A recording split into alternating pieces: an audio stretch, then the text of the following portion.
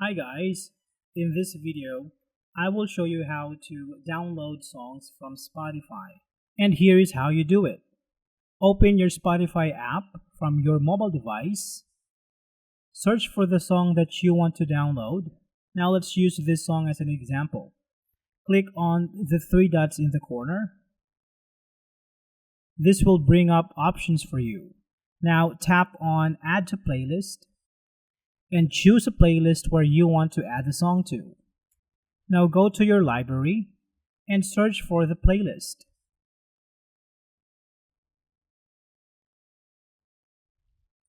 Inside your playlist, tap on the down arrow icon and it will download all the songs in your playlist, including the one that you added recently.